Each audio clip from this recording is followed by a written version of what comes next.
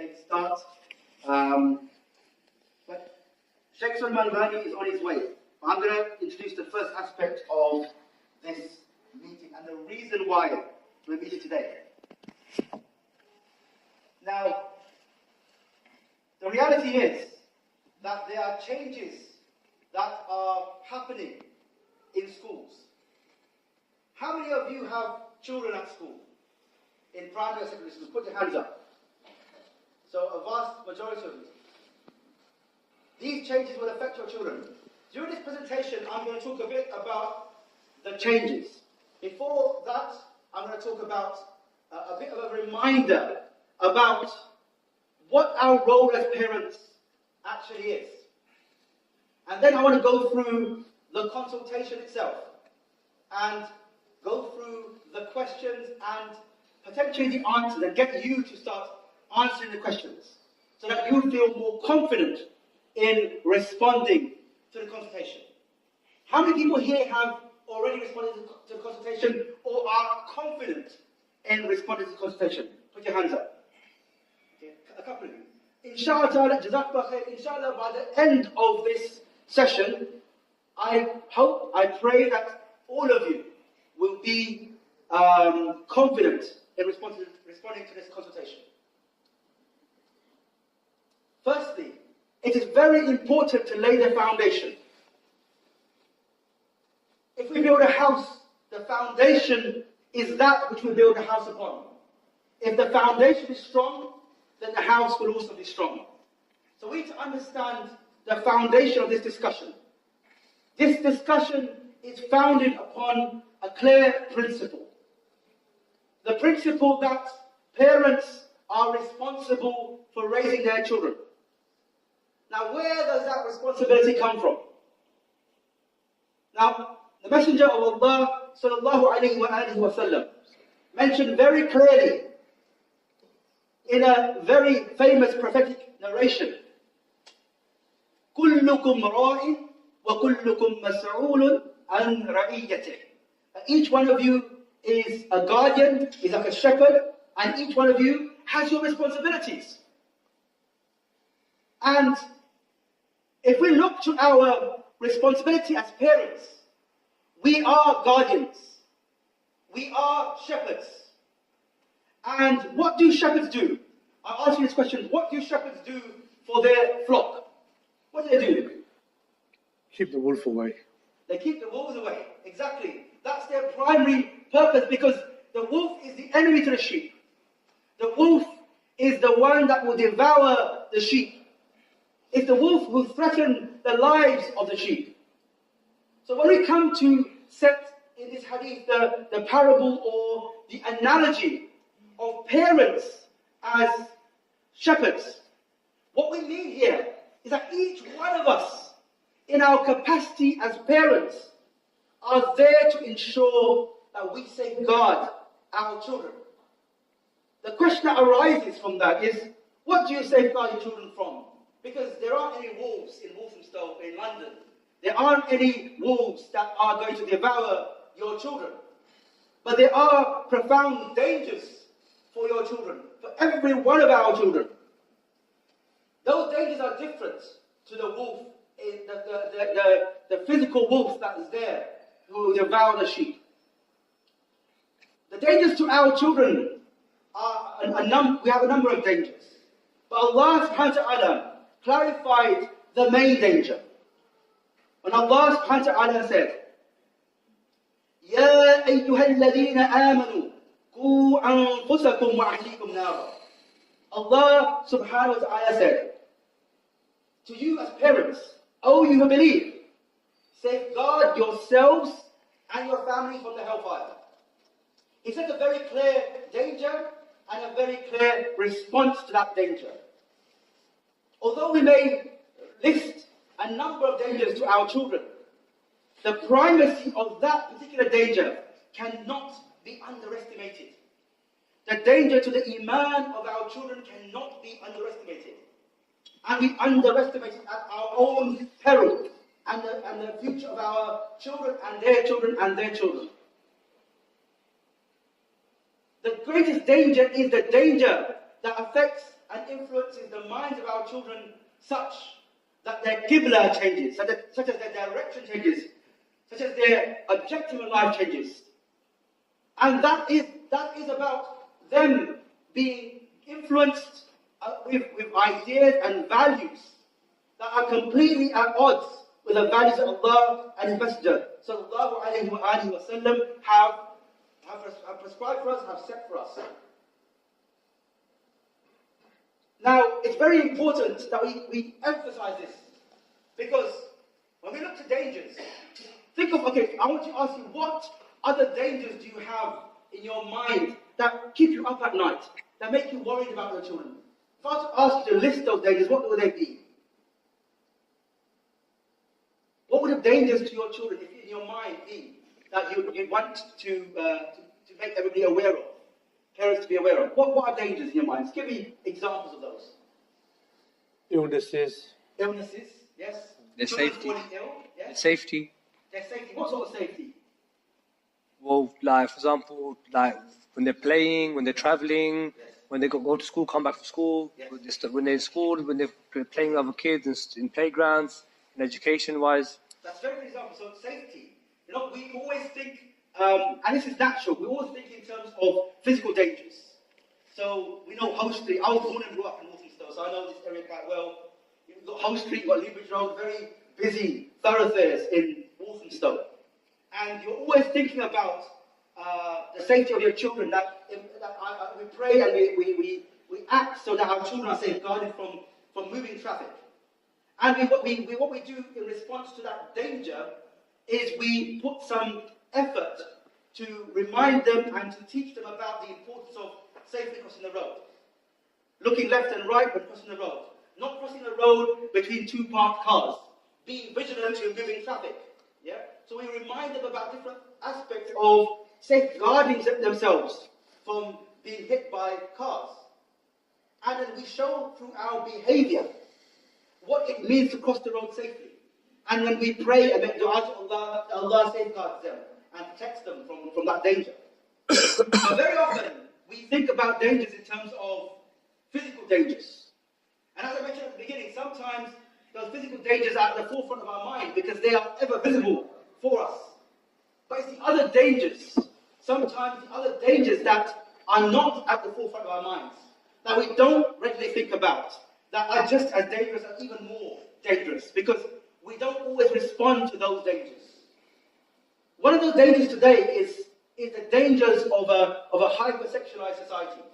Our children are growing up in a hypersexualized society, where messages around them every day remind them about sexual messages. And our children are not immune to that. Our children are not immune to that. They are surrounded by that. They are surrounded in their environments by the messaging of advertising. They are reminded by when they watch TV. And even children's TV programs, in between the TV programs, or even sometimes in the TV programs, but even in between the TV programs, they are reminded through the advertising that they are subjected to. They are everywhere around them. They are subjected by sexual messaging. But today I want to talk about one aspect of that, and later on I will talk about the other aspect of that. One aspect of that is what they are taught at schools. And the reality is, I speak to parents all the time. I speak to parents all the time who are concerned about what children are being taught at school in sex and relationship education classes. Now, why are they concerned about that? Can you give me examples of why do you think parents are concerned? What do you think parents tell me all the time about sex and relationship education classes? Inappropriate. Yeah. Inappropriate. Turning the society on its head. Okay. So inappropriate teaching, inappropriate materials. It's the whole thing. The whole thing. You know, it's basically making that which is regarded as abnormal as normal. Yes. Okay. Yeah. So In a nutshell, that's basically what's happening. Okay. Anybody else? Please contribute. Shout out your answers. Okay. So it's too early. It's too early. It's teaching them things that they're not ready for at an early age. Anybody else? Any sisters? The reality okay, all of these are absolutely essential. But the issue is, the basis for what's taught in SRE classes, and it includes all of the things that you mentioned, the basis for what is taught in SRE classes are completely at odds with the values that we want to teach our children. So we teach our children one thing, and I taught a different thing at school. You know, the basis of those values are that right and wrong are not absolute moral codes anymore. There's actually shades of rightness and wrongness of actions. And we believe that we should bring our children up with very clear moral codes. Some things are good, some things are bad. And this is determined by Allah and His Messenger, sallallahu alayhi wa sallam. Now, the school will say no. And this is the way teachers have been. It's not necessarily the fault of schools per se, but this is the guidance, this is the whole thrust behind what is taught at schools in terms of SRE, sex relationship education. So I'll give one example of this.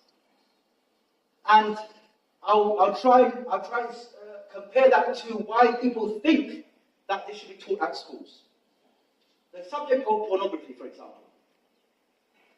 Put your hands up if you think pornography is completely bad. Okay. Guidance to teachers from the Sex Education Forum very clearly states that when teachers teach children about pornography, they should not say it's absolutely bad. They should say that there are some things which are good and some things which are bad. And they should allow children to develop their criteria in developing their criteria to understand what is good and what is bad. Now, as a parent of 5 children, I don't want my children to learn that. Because that opposes what I teach my children. Yeah? There's nothing good about pornography. There's nothing. Pornography is absolutely exploitative, and it completely is at odds with what our standards of morality are, in that certain things should remain private and not public. Some things should not be brought out. Like the sexual relationship between a man and woman should not be made a public spectacle like it is in pornography. Now they will argue that no, that shouldn't be the way you teach it.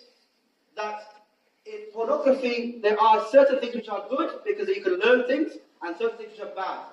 The bad things are that it shows sexual relationships in a way which does not reflect real life. So all you have to do, all teachers have to do, is teach children that there are certain things that don't reflect real life, and those things should leave, and those things which actually do reflect real life, and they're fine. And you can enjoy pornography, there's nothing wrong with that, it's absolutely fine. Now, there's a problem with that, there's a problem with that. And actually, this is completely at odds. When you speak to anybody who says SRE should be made statutory, they will always argue with you. They'll say, you know, children are growing up in a highly sexualized society, that they are being affected by pornography, they are being affected by all of these things, they're being affected by the virtual world, and we need to respond to that. Okay, the first part is correct, but their response is that in order to make children safer, you teach children in a way which does not create moral absolutes in their mind. You say there are shades of good and bad. I'll give you another example. There's another organization called Brook, and they created what they call a traffic lights tool. And this is a guidance document for teachers to understand what behaviors are normal, are acceptable, and which behaviors are unacceptable. So they use a traffic light system. Red for stop is a dangerous behavior.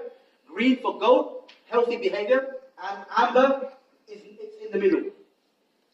Now, under the green behavior, it talks about, and this is to do with children under the age of 16, because this is taught in secondary schools. It says that children should be taught, or it's acceptable, it's a green behavior, for children to engage in consensual relationships with each other as long as they are of the same age. So if 2 children are age 13 or 14 or 15, then that's fine. That sexual relationship is fine. But if the man, for example, is 30 and the girl is 12, then that's wrong. Yeah? Do you see how not only the materials, not only the way they teach it, but the foundations for how they deal with the subject is completely at odds with the values we believe in. And they will argue also, why should you as parents, as Muslim parents, have any say in how SRE is taught? So if you go on some websites and people keep talking about this subject, they'll say, religion should be kept out of schools. Religion should be kept out of schools. We should teach it in a way that is for the best interest of children. But how do you determine the best interest of children? Because even in law, parents are the primary educators of their children. If a child is going to have an operation, the parent needs to sign a consent form on behalf of the child. Yeah? If in schools, the school is not allowed to give medication to children without parental consent, but they're allowed to give contraceptive pills to girls and boys from the school without parents knowing. They're allowed to facilitate abortions for girls in schools without parents knowing. Do you see how there's a disjoint in the way they treat parents? And unfortunately, parents are not seen as the primary educators of their children. And parents are not acknowledged to be in the best position to define and determine when and how their children learn about this sensitive information.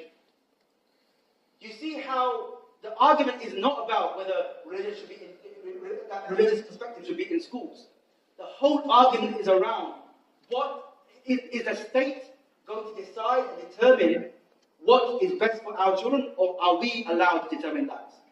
And now we are in conflict, we are at odds, because we believe that actually parents, and most parents will believe, they are the best people to determine and decide how their children learn these subjects. But the state is saying, no, we know best for your children. So what are these changes that will take place in schools? Last year in March, a bill was going through Parliament. It's called the Children and Social Work Bill. Now this bill was going through Parliament and it was dealing with a whole host of issues around children, around care, around all sorts of issues. At the last possible moment, the government decided, because of a push from activist MPs like SRE, they pushed through a policy, or they pushed through an amendment within that bill to say that SRE should be made statutory in primary and secondary schools. Now, this was not a manifesto pledge. The government had never said when it was election time, it was not saying we're going to make SRE statutory. Actually, it was saying we're not going to make SRE statutory. And when different groups came out and said you should make SRE statutory, the government, until 2 years ago, was still saying, and actually 1 year ago, was still saying we're not going to make SRE statutory. We have no intention of doing so. And then suddenly, it pushed through an amendment to this bill to make it statutory. And nobody opposed it. It was accepted by all apart from a very few MPs. So the reality was, by April, this bill was passed into law, became an act of Parliament, and the government announced by September 2019, SRE would make statutory in schools. Now, what are the details? The details are, in primary schools, the subject that we taught, which will be a compulsory national curriculum subject at school, in primary schools from the age of 5 to 11, it will be called relationships education. You will not have a right as a parent to withdraw from this subject. At the moment, until September 2019, you have the right to withdraw your children from this subject. This is a non-statutory subject. You have the right to withdraw, but that's going to be taken away. If the school decides to teach SRE beyond the subject relationships education, you have the right to withdraw. But the concern for most parents is that the school will just decide to teach the non-statutory elements within relationship education, and then that will just mean that you will not have the right to withdraw. Because at the moment, many schools do this. They include the non-statutory elements into science. And then they say you have no right to withdraw from science because science is a national curriculum subject. So that's one that's a concern for parents, that their right to withdraw will be taken away. In secondary schools, they're going to change the subject name to relationships and sex education. Now, in this subject, you still have the right to withdraw your children. But that withdrawal will be changed, that the right to opt out will not be absolute. The government has said that we also need to include and update our guidance around withdrawal because the laws around seeking consent from children has changed. So we need to also include the consent of children as part of the withdrawal process. So that means that we don't know the details, but it could mean that we don't have an absolute right to withdraw, and that our right to withdraw may also need to be accompanied by the permission of the child, the explicit permission of the child to also withdraw. And that's a concern for parents, because the right to withdraw could potentially become eroded by these changes. Now, the reality is, we said that the school is not the best place for this to be discussed, because the way it is being discussed is in a way which contradicts our values. And we expect, as parents, that the school will not undermine our role as parents. Will allow our role as parents to be respected. Yeah? And so, that is why we have assembled you here today. Because we have an opportunity to respond to a consultation. And the consultation is focused around what should be taught at primary school level and what should be taught at secondary school level. Now, we want parents to input into this process. And we want parents to awaken. Yeah? Unfortunately, parents to awaken from their slumber. Why do I say this? Because most parents are asleep on this subject. Most parents hand their children over in the morning at 8:30, 8:45, 9 o'clock.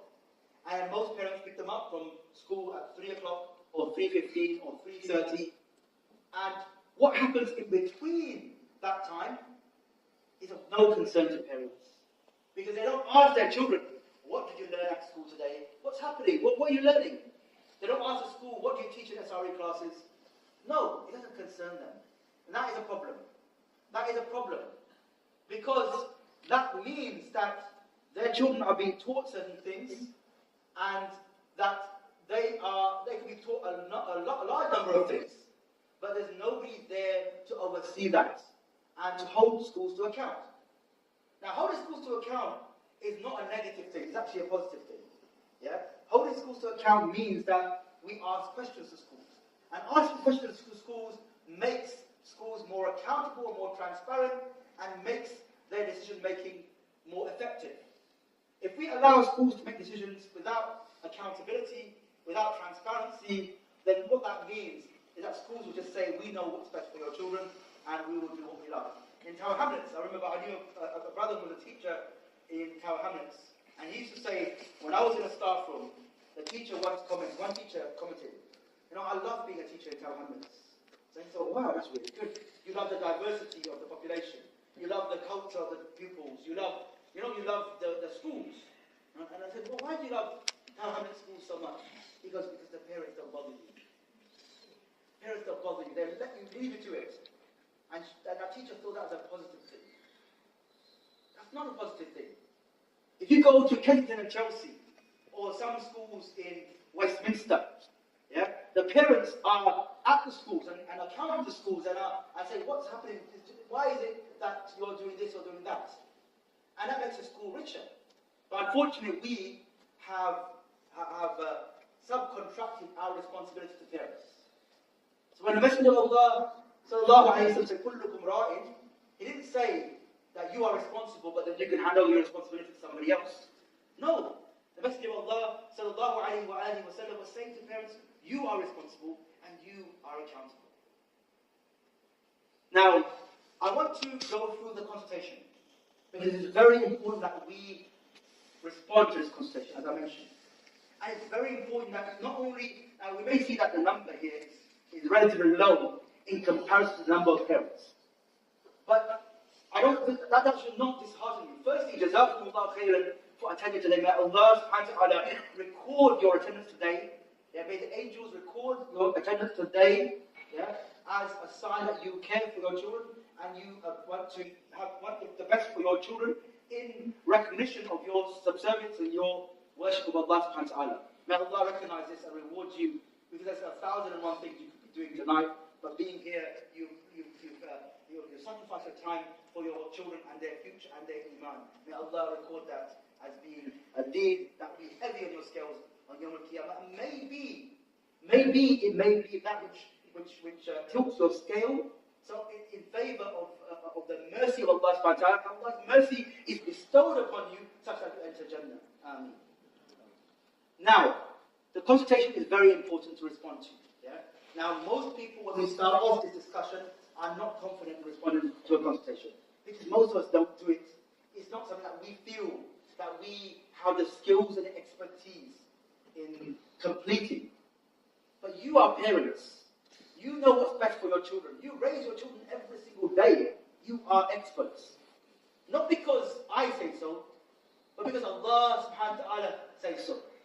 Allah has elevated the role of parents beyond anything. You know, He placed the Jannah under the feet of the mother. He placed Jannah as a prerequisite for obedience to parents. Allah Azza wa Jal talked about the Tawheed, the not to ascribe partners to Allah subhanahu wa ta'ala, to worship Him, and then He talked about what ihsan to parents, about the obedience and about the service to parents. Yeah? And so your role is actually very important. Your role is vital. Even though people around you may be saying you're not important in your children's lives, we're going to do what we think is best. So I'm going to go through the consultation questions and I'm going to ask you to answer them. Yeah? So I want you to shout out the answers, and by the end of the session, you will have a choice of lots of questions. But it doesn't end there. We have also got 3 guidance documents with questions and bullet pointed answers. And that will also help you to respond confidently to this consultation, inshallah. The first question is about the first 2 questions are about content. Yeah? So the first question asks, what 3 topics would you like to be discussed in primary schools? Yeah? In primary schools as part of relationship education classes.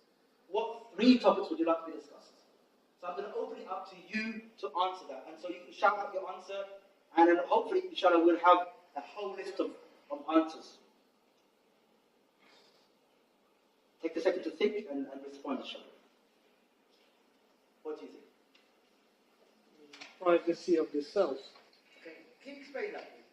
Your body is yours and nobody should be able to touch it without force. Okay. Well, maybe that's a very important problem. Let's rephrase that a bit, okay?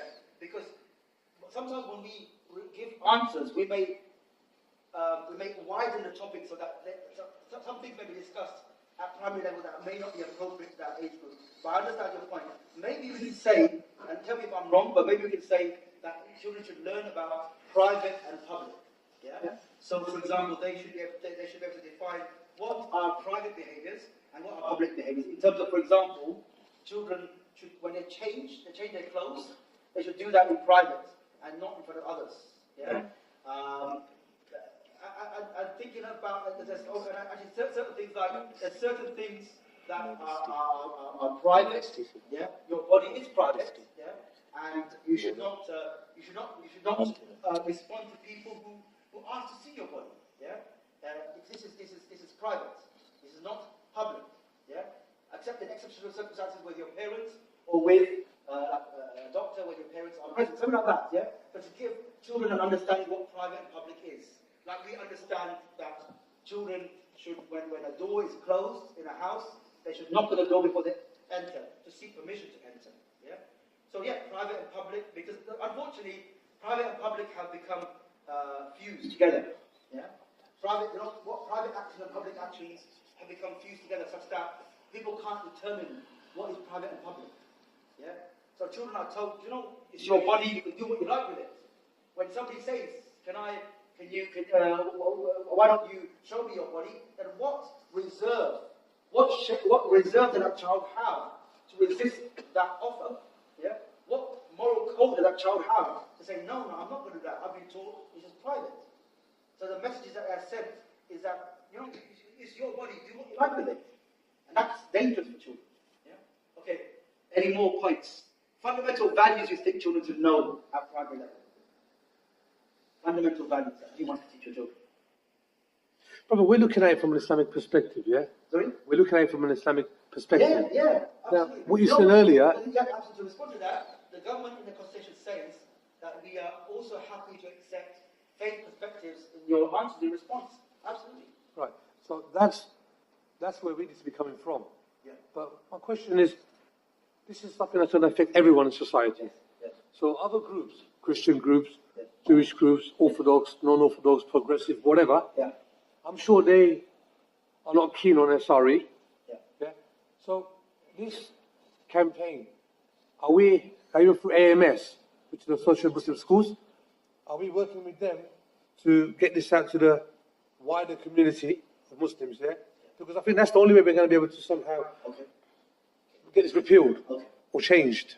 Okay, so there's two questions. That's a good question. I'll answer that and then I'll go back to the conversation. So we've contacted MCB, we spoke at the MCB's... AMS. Sorry? AMS? AMS know about it. I'm not sure what their response is. I mean, we have approached... that's the platform. Yes. You know, okay, no, the reality is we've approached lots of different organizations, and not all organizations have been either, maybe not shared, maybe they've done things, but they've not shared it with us. Yeah? Other groups, for example, other religious groups. So we've been in contact with other religious groups. For example, there's a group called the Society for the Protection of Unborn Children. And there's a lady called Antonia who usually comes to these events. She couldn't come today because she's doing a show on ICRA TV about this subject. Yeah? But she usually comes to these events with us, with Sheikh Sulaiman and myself, and she speaks on this topic. Yeah? I went to an event in Parliament just last week, and there were representatives from different faith organizations, and the subject was SRE. The reality is, and Antonio will say this to you as well, the reality is most other faith groups are not interested in the subject in the way we are not as concerned about the impact of this as we are. Yeah?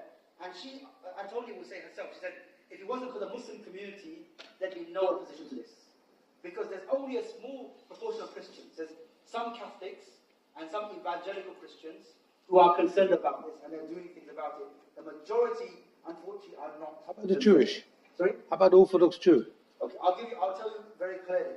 At this event, there was a Jewish head teacher, and this is not to malign anybody at all, but their response was, and it was couched in different terms, but it was basically what we care about is protecting Jewish schools, because most Orthodox Jewish children are taught at Jewish schools, at those Jewish schools. There's plenty of them, so they for the community. So their actual goal is just to protect that. Yes, Ofsted is not going to discriminate. Ofsted will also be inspecting them as well. Yes, yes. So how are they going to be able to... So what they're doing is, the consultation for them is about ensuring that faith schools have the flexibility to teach SRE in accordance with their values. So schools with a religious character? Yes, yeah. Okay. Yes. Now, I'm not saying that Muslim schools should not also argue that. So we've got lots of Muslim schools. No, we will be. And say you have to respond. Yeah, yeah. You have to respond to the consultation, but the thing is, obviously, we also, the reality of our situation is that we care for all children. We do. Yeah, and I sincerely say that. I'm not here to say we need to just focus on Muslim children, because actually, as Muslims, we want the best for all children, isn't it? Yeah, that's the reality of our situation. On a private level, yeah, we have responsibility for our children, so we need to do something to protect them. But on a broader level, we have responsibility for all children, and I really hope that as a community, when we respond, we also say this as well, that we have care, love for all children, and we want the best for everybody, yeah, in this situation. But I'm just going to go back to the consultation.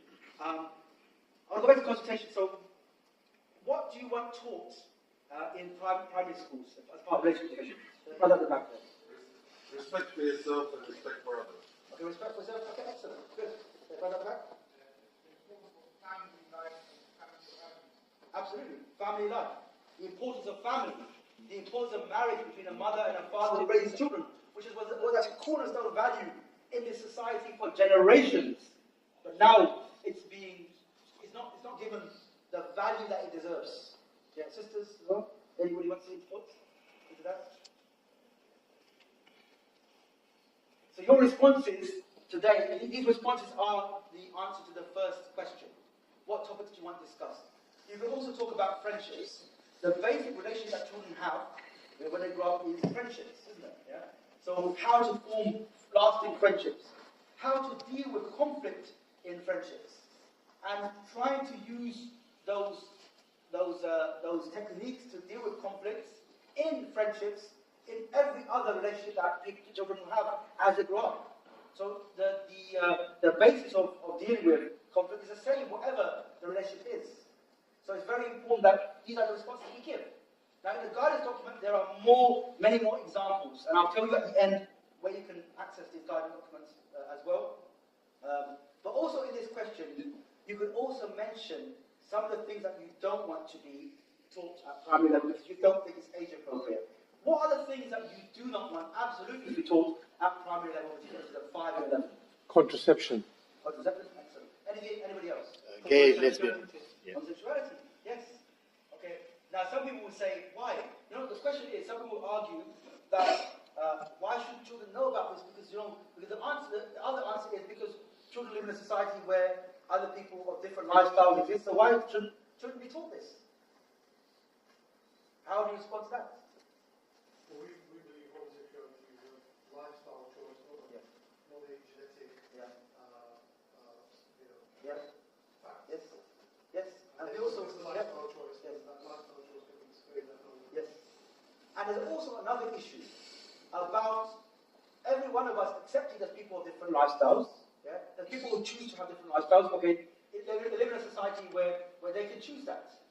But should our children be taught that it's normal or it's acceptable or there's nothing wrong in being having homosexual relations? That's an issue. And why should the state say that idea should be inflicted upon us when we have a totally opposing idea? Now, our idea to say to our children is completely at odds with what Allah subhanahu wa ta'ala has determined for us. That doesn't affect other people. That doesn't affect other people. That affects our relationship with our children and the values that they hold. Just by holding that opinion, it doesn't mean they're going to attack somebody who's homosexual. No. Yeah? That's not the reality. But so why is it that they're in schools, that there's a school around the corner from where I live, a secondary school which has about 80% or 70% Muslim children, and they brought in Stonewall to that school, and that Stonewall taught in assembly that it's okay to be gay, and told Muslim children there are many Muslims who are gay, and there's nothing wrong with it. Who are they to say that? Really? Who are they to say that is acceptable? Yeah? They say to us, how dare you say how we should live our lives, but then they say to us how we should live our lives and teach our children. Why is that?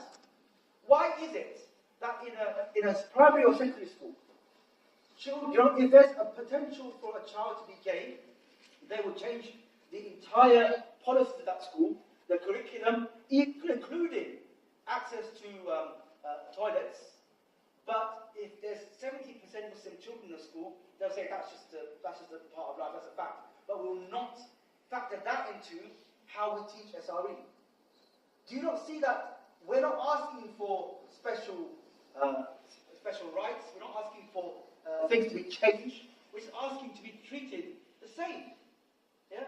Why is it that a Muslim school is told that why have you got in the policy document that homosexuality is a sin?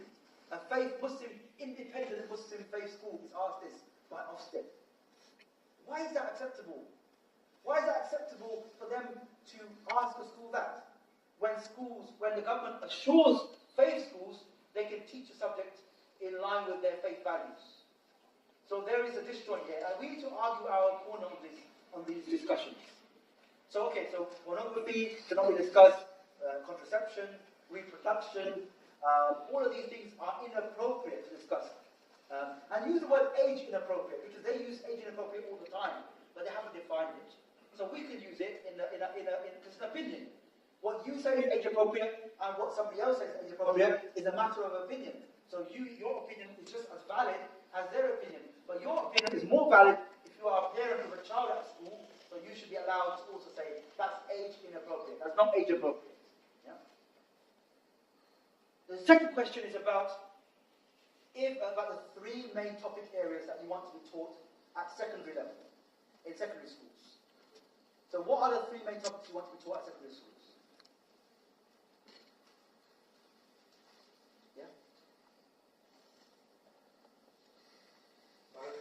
Marriage? Absolutely. Absolutely. Just because it's taught at primary schools, just because you're saying it's to be taught at primary schools, it should be also taught at secondary schools. Marriage between a man and a woman, yeah, that raises children, that should be taught at school. Yeah? Yeah. Sorry? Was that sorry? Friendship, yes. Good, sorry, my hearing is a bit off. It's the old age. Friendship, absolutely. Friendship should be taught at school. What aspects of friendship? How would you elaborate on that? How would you explain that further?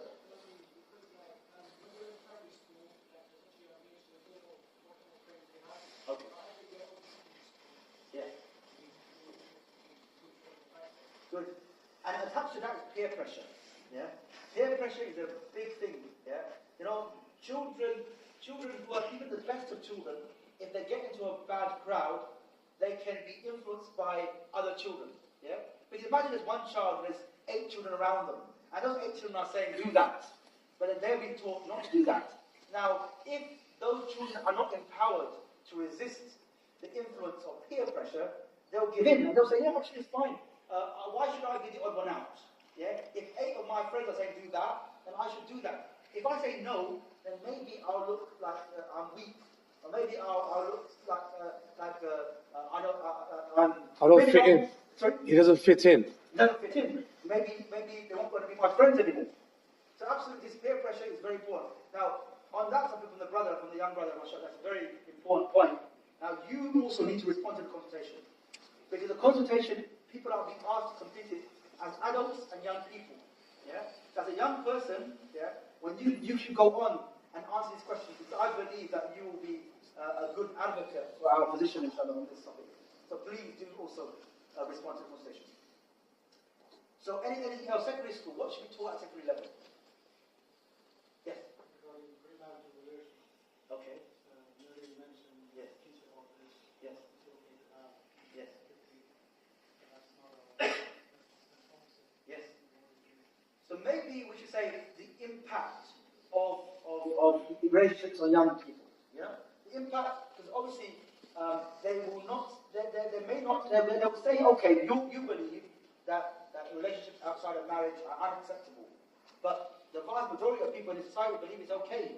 So maybe you could elaborate on that by saying the impact of relationships on young people, you know, premature relationships on young people. The reality of sexually transmitted infections. Yeah? The true reality, the reality they don't paint a picture of. You know, the reality is, in secondary schools, when they talk about reproduction, when they talk about relationships, they say, what do they say about sexual relationships? They say what? Stay what? Stay. What's the slogan? Stay safe. Yeah? Stay safe means use contraception, use condoms. The reality of condoms is that they do not protect against teenage pregnancies, but they absolutely do not protect against sexually transmitted infections. They're not designed for that. Yeah? So a child can pass on a sexually transmitted infection to another child. And girls are the most affected by this. So a girl can be exposed to the STI chlamydia.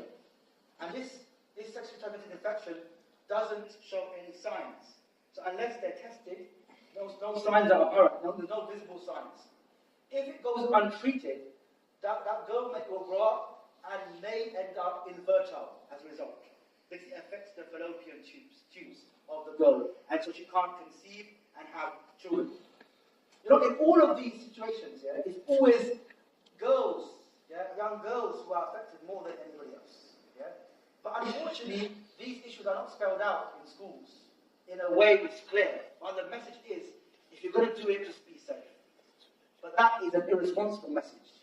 That is a very irresponsible message. That means that has led to the fact that this country has the highest teenage pregnancy in Western Europe and ever increasing rise in sexually transmitted infections. That is a problem for all people. What else should be discussed at secondary school level? Remember, if we can't shape what is being taught, then it will be shaped for us. So if we don't have the opinions on that matter, then other people definitely have opinions. And their opinions will matter when they complete the consultation. Anybody else have any input? Yes. You know, I was thinking if we give opinions, sometimes you get arrested. Like there's a prevent strategy. A lot of women are in trouble. Their child has been taken away. Yeah, so a lot of people they are scared. They are scared of giving their opinion. So what I mean, if I know some families, but if we say if the woman she's saying to her children, homosexuality is sin. Some a lot of families are in trouble by saying this. So like there's a guy, he's a Queen Road Mosque here, beginning of Queen's Road Mosque. He left this country. So I spoken to him. He used to go Queen's Road Mosque. But I said to him, why are you going Pakistan? He said, I'm going Pakistan. I said, what happened? He said, I told him this because of my son. He's 9-year-old. I said, okay, what happened? He said, I told him Christmas, we don't celebrate Christmas. Yeah. So he said he went to school and he told, teachers. Then he said they put social services, different departments on me, they sent. And he said, I was trying to explain, but they didn't listen. He said to me, I'm leaving this country. He said, but when he's going to be 17 or 18, then I'll come back. So that's why I'm saying, how can we... I don't want to get scare stories that are going to stop people. No. Just saying that people, if I say something to my child, if I get in trouble, so we need to get rid of this thing first from top, Brother, the reality is that although schools are policing faults, schools are policing faults in schools, and there may be preventive referrals, there are avenues in our community where we can challenge these things, and they've got to be challenged. But these should not silence us from teaching our children our values. Because if we silence ourselves and encourage others to be silent as well, then we are achieving the objectives that prevent are there to achieve for us, silencing us. So we need to get rid of prevent first. Okay, then we can say, yeah. From top we get rid of prevent, then it's easy for us. We'll agree on that. We all agree that nobody in this room will disagree with that, absolutely. Yeah? Unless they're paid by prevent. Because they put prevent first, then they're bringing this law and, Please, let's not hijack this event just to give anecdotes about situations that may stop people from following the conversation and teaching our children our values. Yeah? We always should teach our children our values, and there's always ways of teaching our children things where they can speak, they can say it very clearly in schools or any other environment. We should never, ever say to our children, there's certain things that you shouldn't ever speak about your values to other people. We should help them to frame the way they say things, but never ever censor your children. Because what you're doing, in actual fact, in doing that, is you are creating death for our community. Yeah? Because once we stop adopting and implementing and living by our values, where does it stop? We will stop talking about everything until we stop talking about salah. We'll stop talking about being worshippers of Allah. We'll stop talking about anything. We can't do that as a community. So, but let's go on to the actual topic, because that's what we're here for, and we can always have other events on prevent, which are definitely needed. The etiquettes of male and female interaction. Okay. Yes. Okay. But also define that as well. Define that. Yeah. So when you give that response, define it clearly because this is about your views. Yeah. And you've only got 250 words per answer. So they're not looking for long answers. Yeah? They're looking for short answers that give your opinion as a parent. So be very specific about what you mean by that. Yeah? Spell it out. Otherwise, people interpret that in another way to what you intended. Yeah? Just spell it out. Any other points on that one? Yeah. Talk about those points, mathematical relations,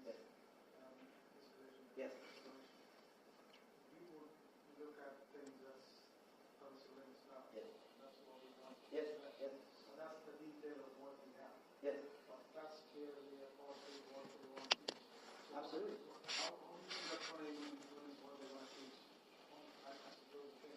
You know, there's an issue here is that you could frame your questions you could frame your answers in a very general way, or you can frame it in these are the values I believe in as a Muslim.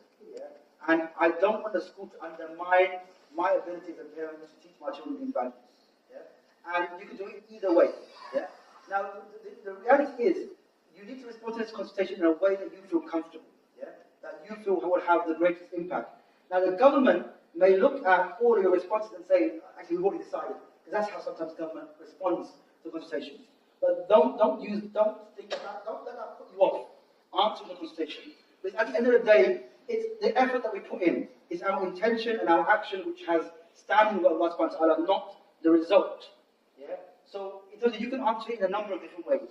As long as you give your answers in a measured, in a factual way, and say this is my opinion as a parent, then you've stood up for what you believe as a parent, and you responded in a way that is befitting of you.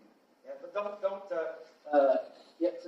answer it how you want. Yeah? Some of the points may be general that you can answer as parents should have the ability to decide on what values their children are taught. Yeah? And other things should be, as a Muslim parent, I want to teach my children these values. But I'm worried that schools will undermine my ability as a parent to teach these values to my children. Yeah? So I want the government to be clear that I'm allowed to teach my children these values, and to tell the school not to undermine those values when I teach them those issues, those things. Yeah? When is the timeline for this consultation? The consultation ends on Monday, 12th February.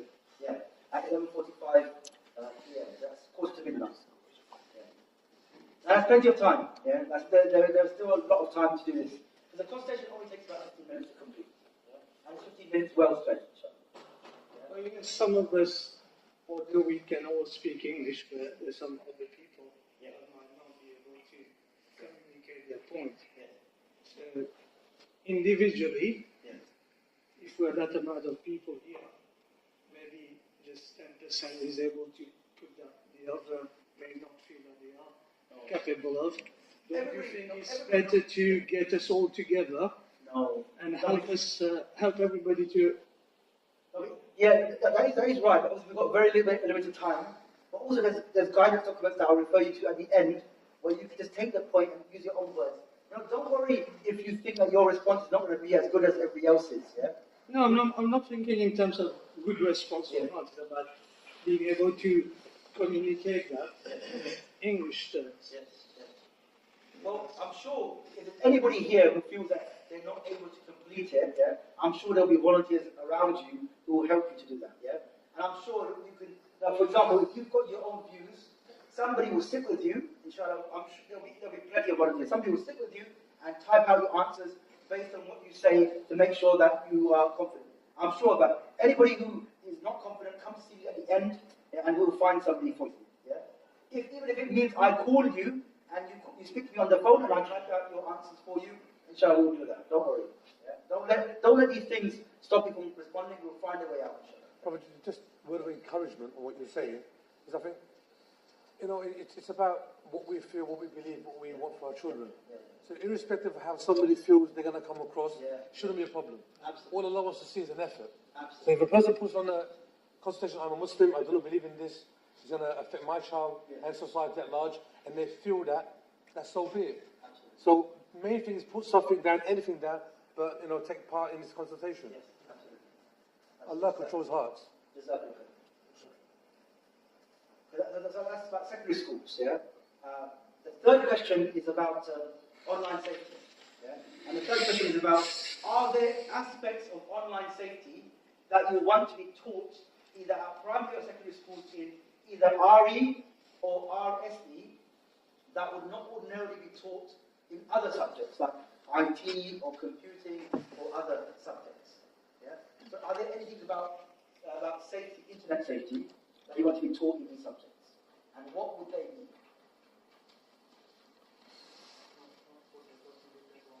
Sorry? Okay. Yeah, not share your personal details online with other people. Absolutely. The reality is the internet world is like a world which is not seen as a real world. Yeah? So if you ask a young person You know, I want you to write your name, your address, your phone number, your email address, and I want on your photo. And I want you now to put that on a lamppost on Oak Street, yeah, outside Mansour's house. Yeah. If you ask them to do that, they say, no, I will not do that. That's stupid. Why are you asking me to do that? But they'll do the same. They'll do the internet equivalent of that by putting their not only their personal details, but other details on the internet, yeah, for all to see. And they still think that that's fine. Sometimes children are engaged in conversations on social media sites with people who are posing as people of the same age as them. But they are not. They turn out to be a 50-year-old man when they claim to be a 14-year-old boy or a 13-year-old girl. And this happens a lot. Yeah? They say there's lots of pedophiles, registered pedophiles, convicted pedophiles who use these sites, yeah, to meet young people. So it's very important that children learn about the consequences of these actions and how they can impact them. I remember I was watching this thing on YouTube. It's a program in America where this parent wrote into a program and said, look, my child has very risky behavior on the internet. Help me out. So what the production team did was they contacted this girl and they said, look, they started a conversation and a friendship with her. Yeah? And they got her trust. And they said to her, look, I'm a boy the same age as you, 13. I live in your area. I'm going to come by with my brother in the car tomorrow at 1 o'clock. Come out and see me. Yeah, we'll go for a milkshake. So she came out. Yeah, she sneaked out the house and went to see the boy. And she got pulled into the van. Obviously, there's a camera, there's a production team. Her mother was in the van. And she was so scared, she thought she'd been kidnapped. And so the mother said, look, you see how your behavior, what your behavior can lead to. Yeah? It can lead to this. If it wasn't for me, I could have been a 50-year-old man. Yeah? And so that really shook up that girl. If children see that can impact their behavior, that can change their behavior online. Yeah? And the reality of young people is that they are drawn to risky behavior. And that's part of their developing brain. There's a part of their brain called the amygdala. And this part of the brain encourages them to engage in risky behaviors because that's how young people learn. But the other part of the brain that hasn't fully developed yet is called the PFC, the prefrontal cortex. This part of the brain helps people to assess the consequences of actions. We all have that, but young people don't have that. If there was like a young person, maybe a 13, 14, 15, 16, 17-year-old boy here today, and I said to him, look, can you balance on that railing up there and jump down? They'll probably say, yeah, of course I can, I'll do it. Yeah? Because the part of the brain that encourages them to do risky behavior, to embrace risky behavior, has fully developed. But the part of the brain to assess, actually, if I fall down, I could break my legs, or I could fall incorrectly, hit my head on the chair, and crack my skull open. Yeah? So that part of the brain hasn't fully developed. And they say, neuroscientists have said that the part of the brain that develops, that part of the brain, the PFC that develops in young people, doesn't develop in girls until at least 18, 19, and in boys until at least 23, 24. So sometimes you see children do really strange things. You think, why are you doing that? Have you got a brain? Have you got any senses? Have you got any common sense? But actually it's because of the developing brain. Yeah? So that's very important. So consequences of actions in online behavior and consequences are so important. Anything else in terms of online behavior, things that you're concerned about for young people at secondary level. Sharing images in these images. Yep, absolutely. There was, a couple of years ago, there was this new trend that started. Yeah? First of all, we all know the selfies. Yeah? Children take selfies, people take selfies, we all take selfies. Or especially narcissistic people take lots of selfies. Yeah? There was a craze that started in different countries. That started in I think it was Australia, and it was called naked selfies. Yeah? So girls would post pictures of themselves naked on the internet, and they would be posted on websites. Yeah? Now this behavior is rooted in a real, in a feeling of young people, especially girls, where they feel that they have no value. They feel as though they are worth nothing. They have no understanding of self-worth. They think they are nothing. So they'll do whatever they can to get virtual likes. Yeah? So if somebody responds and says, oh, you look so beautiful, yeah, then they'll feel good about themselves. Yeah? And young girls, especially in the society in which we live, have been taught that even though we live in a 21st century, the reality is young girls are taught messages about themselves through the fashion industry, through the entertainment industry, through celebrity culture, that what matters is not your intelligence or your abilities or aptitudes. What's most important is how you look. Yeah? That's the most important thing about you. Yeah? How attractive you are to the opposite sex. And that's what young girls especially are being brought up to believe. Now, one thing is really important, and this is a message mainly to fathers, yeah, that your daughters need to, when you raise your daughters, they need to know that their father loves them. Not in a way that the traditional Indian Pakistani household maybe does, where the father shows love for his daughter by putting food on the table and bringing in the wages and looking after the children in a practical way. They actually need to know that you love them in reality by you saying, I love you. Yeah? And by you showing your love, by showing physical affection to your children, especially your girls. If they grow up without their father's love, yeah, and it's absent from their lives, they will look for that love elsewhere. And they will mistake that search for a father with a search for sexual relationships outside of the home. And that's a reality, that's the issue that we need to do as a community, about how young people are valued. Boys need fathers as well. Yeah? Boys where the father is absent, not necessarily absent because the father has died or because of other circumstances that are outside of their control. But sometimes the father is in the home but absent from their children's lives. Yeah? They are absent in their children's lives. They are not a part of their lives. We don't befriend our children. We don't create relationships so that they can speak to us and we speak to them. Rather, it's a relationship where we are like ships passing in the night. We just pass each other and there's no real connection. That needs to change. That needs to change. So, although this is a side point, these things are important for us to understand. There was one study, and this is one study where they said that a girl who is raised in the same household as her biological father goes through puberty later, and the opposite is true. In households where the father is absent from the child's life, is not there, the girl will go through puberty earlier. Yeah, they'll attain maturation sooner. Yeah, so this is the father.